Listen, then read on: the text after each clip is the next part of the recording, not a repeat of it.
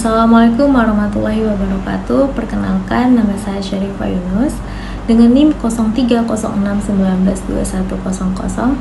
Saya merupakan mahasiswa semester 7 Pendidikan Guru Madrasah Ibtidaiyah dari Fakultas Ilmu Tarbiyah Universitas Islam Negeri Sumatera Utara.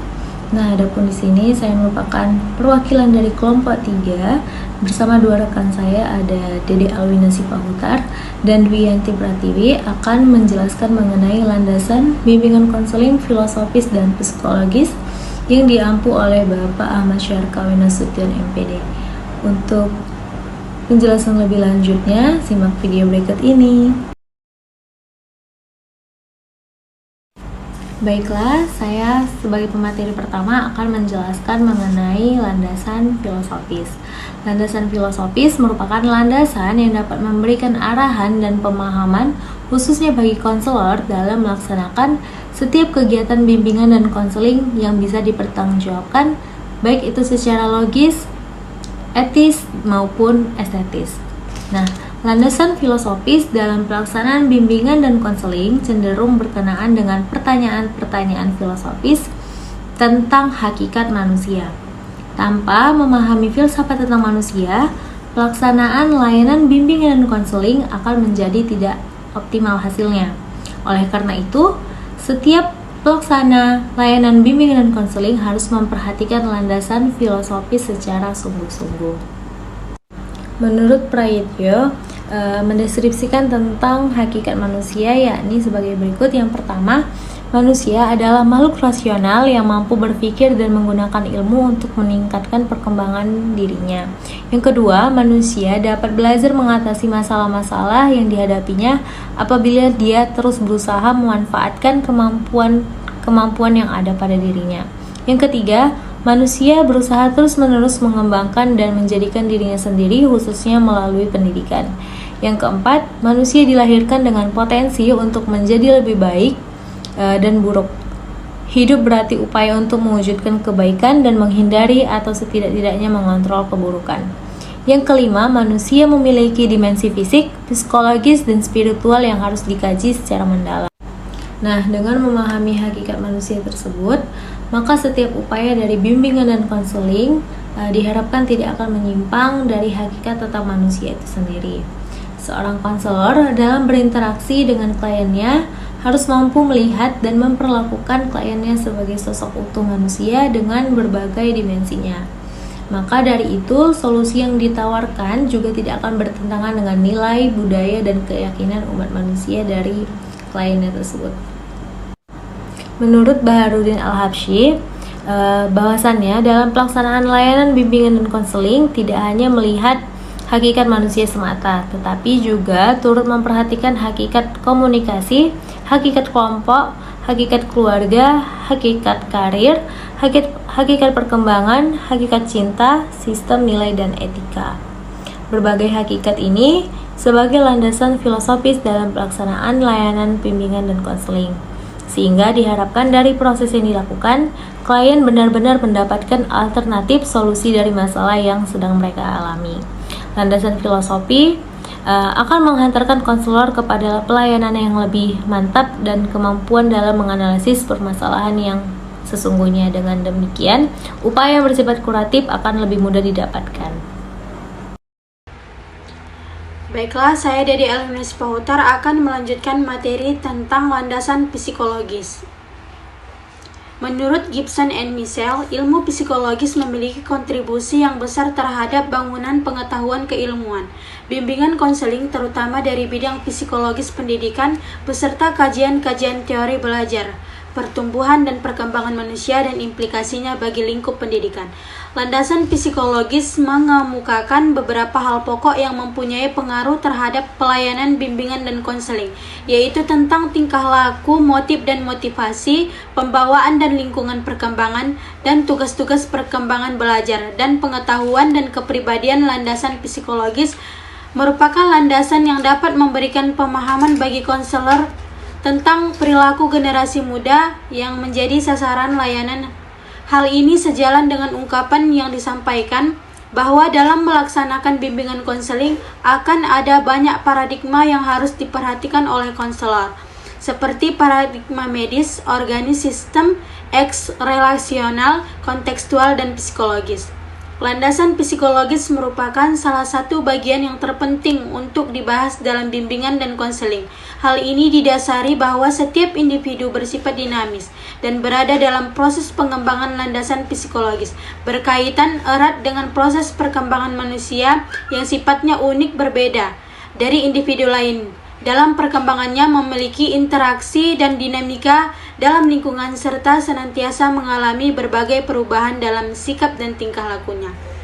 Hal ini senada dengan pendapat yang dikemukakan oleh Patterson dalam mendefinisikan makna bimbingan, yaitu proses yang melibatkan hubungan antara pribadi antar seorang konselor dengan satu atau lebih klien, di mana konselor menggunakan metode-metode psikologis atas dasar pengetahuan sistematika tentang kepribadian manusia dalam upaya meningkatkan kesehatan mental klien. Demikianlah materi yang saya sampaikan. Saya kembalikan kepada moderator. Assalamualaikum warahmatullahi wabarakatuh. Saya Duyanti Prati Siregar. Saya di sini akan menjelaskan tentang landasan psikologis, di mana ada beberapa kajian psikologi yang perlu diperhatikan oleh seorang konselor. Yang pertama yaitu motif dan motivasi. Motif dan motivasi berkenaan dengan dorongan yang menggerakkan seseorang berperilaku, baik motif itu primer maupun motif sekunder. Selanjutnya, motif-motif tersebut diaktifkan dan digerakkan baik dari dalam diri individu maupun dari luar individu. Yang kedua yaitu ada pembawaan dan lingkungan, di mana pembawaan dan lingkungan itu berkenaan dengan faktor-faktor yang membentuk dan mempengaruhi perilaku individu. Pembawaan itu merupakan suatu hal yang dibawa sejak lahir, biasanya bersifat potensial yang perlu dikembangkan, di mana potensial itu dikembangkan melalui lingkungan yang ada di sekitar individu tersebut. Lingkungan mempengaruhi. Pembawaan dan lingkungan seseorang itu berbeda-beda. Oleh karena itu, apabila pembawaan seseorang mendukung namun lingkungannya tidak mendukung, hasilnya juga tidak akan seimbang. Begitu juga sebaliknya. Sehingga pembawaan dan lingkungan itu saling mempengaruhi. Yang ketiga yaitu ada perkembangan individu, yaitu berkenaan dengan proses tumbuh dan berkembangnya individu sejak masa konsepsi hingga akhir hayat. Nah, di mana dalam perkembangan individu ini ada beberapa poin dalam proses bimbingan dan konseling itu yang harus diperhatikan. Yang pertama yaitu tentang kekuatan individu untuk merancang sesuatu. Yang kedua yaitu perkembangan potensi diri individu tersebut. Yang ketiga, cara individu dalam menafsirkan lingkungannya atau situasi yang terkait dengan kebutuhan, minat, dan nilai-nilai serta dampaknya terhadap penilaian dirinya. Selanjutnya yaitu yang ketiga ada belajar. Belajar merupakan konsep paling mendasar dalam aspek yang perlu diperhatikan ini. Tanpa belajar, seseorang tidak dapat mempertahankan dan mengembangkan dirinya. Terjadinya proses belajar itu diperlukan prasyarat, yaitu psiko dan fisik, yang dihasilkan dari kematangan atau hasil belajar sebelumnya. Yang terakhir ada namanya kepribadian, di mana aspek kepribadian itu ada karakter, temperamen, sikap, stabilitas emosi, responsibilitas atau tanggung jawab, dan sosiabilitas. Di mana kepribadian itu dapat diartikan sebagai organisasi dinamis dalam diri individu sebagai sistem psikofisik yang menentukan cara seseorang menyesuaikan diri terhadap lingkungannya. Di mana apabila kepribadian seseorang dalam menyesuaikan dirinya kepada lingkungan itu tidak seimbang ataupun kepribadiannya memiliki rasa malu atau rasa minder terhadap lingkungannya, maka seseorang itu tidak menemukan kepribadian yang mungkin dapat gampang untuk bertumbuh kembang di lingkungannya. Bisa saja seseorang apabila memiliki kepribadian, baik itu yang karakternya atau temperamennya dan responsibilitasnya yang kurang, maka seseorang juga akan kurang beraktivitas dalam lingkungannya tersebut.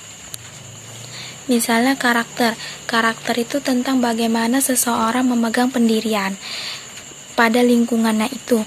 Misalnya seseorang memegang pendirian tentang dirinya, kemudian tentang lingkungannya itu. Kemudian yaitu sikap, bagaimana sikap seseorang terhadap lingkungannya. Kemudian stabilitas emosi, bagaimana seseorang tingkat emosinya terhadap rangsangan yang ada di lingkungan itu. Begitu juga responsibilitas atau tanggung jawab, yaitu tentang bagaimana kepribadian seseorang tentang tanggung jawabnya terhadap lingkungan yang ada atau lingkungan sekitarnya. Dan begitu juga dengan aspek-aspek kepribadian yang lainnya, yaitu ada sikap, yaitu sambutan terhadap objek yang ada di lingkungan, dan sosiabilitas tentang pribadi seseorang itu, kepribadian seseorang yang berkaitan dengan hubungan interpersonal. Seseorang itu tadi tertutup atau tidak terhadap lingkungannya ataupun individu yang lain di sekitarnya. Baiklah, sekian penyampaian materi dari saya, kurang lebihnya saya mohon maaf. Terima kasih.